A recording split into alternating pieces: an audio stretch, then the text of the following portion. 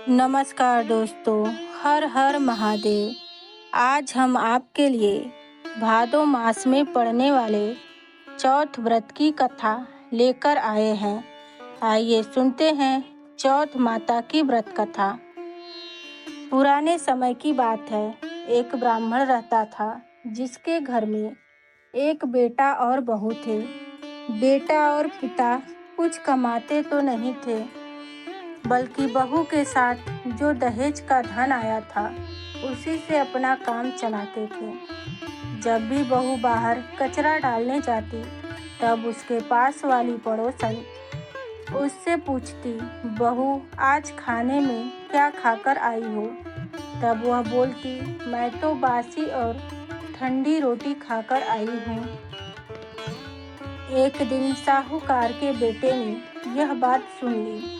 वह वहाँ से चला गया और अपनी माँ के पास जाकर बोला, माँ तू अपनी बहू को रोज गरम खाना खिलाती है, फिर भी वह बाहर जाकर बोलती है मैं तो बासी रोटी खाकर आई हूँ।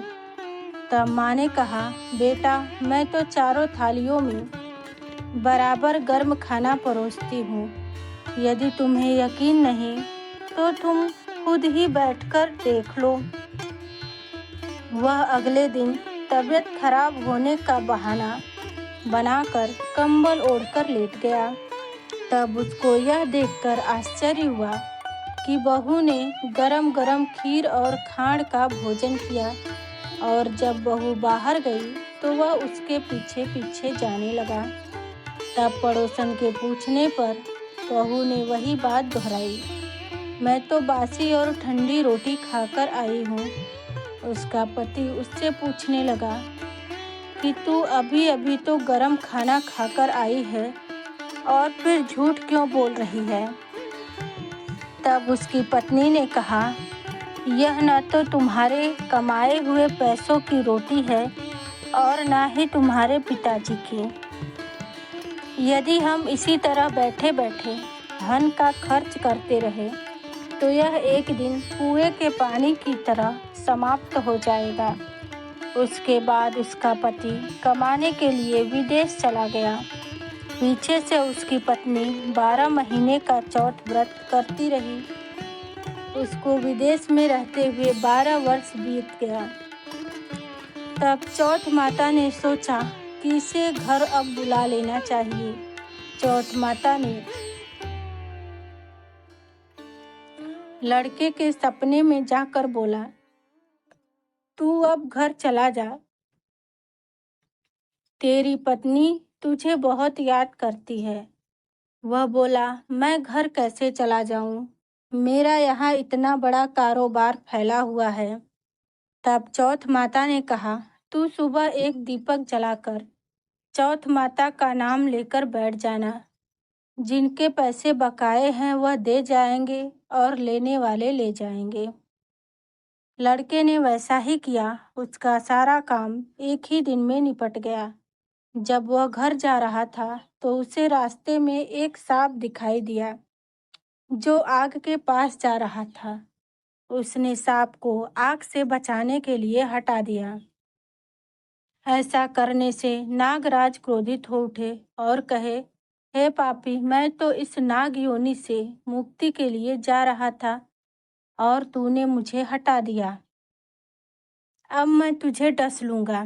तब वह लड़का बोला, मैं 12 वर्ष बाद अपने घर जा रहा हूँ। आप मुझे अवश्य ही डस लीजिएगा, किंतु आज मुझे अपने घर वालों से मिलने दीजिए। कल रात को आकर डस लेना। नाग ने उसकी शर्त मान ली और वह वहाँ से चला गया।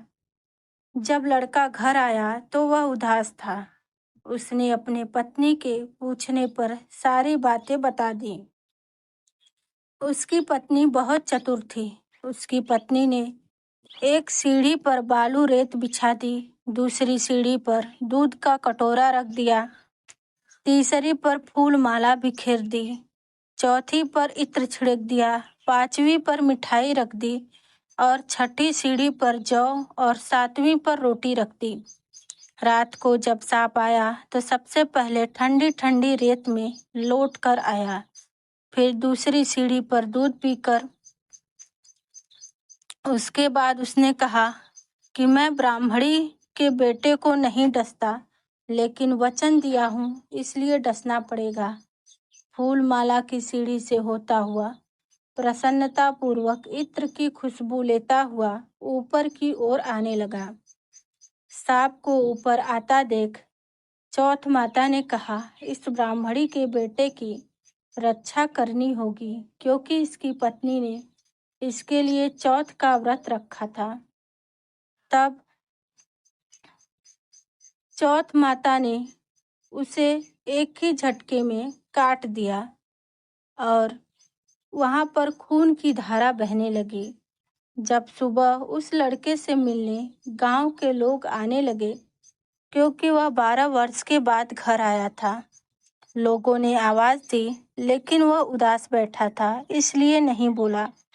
तब उन्होंने देखा सीढ़ियों पर तो खून पड़ा है, तो वो रोने चिल्लाने लगे और कहने लगे, ब्राह्मणी का बेटा मर गया।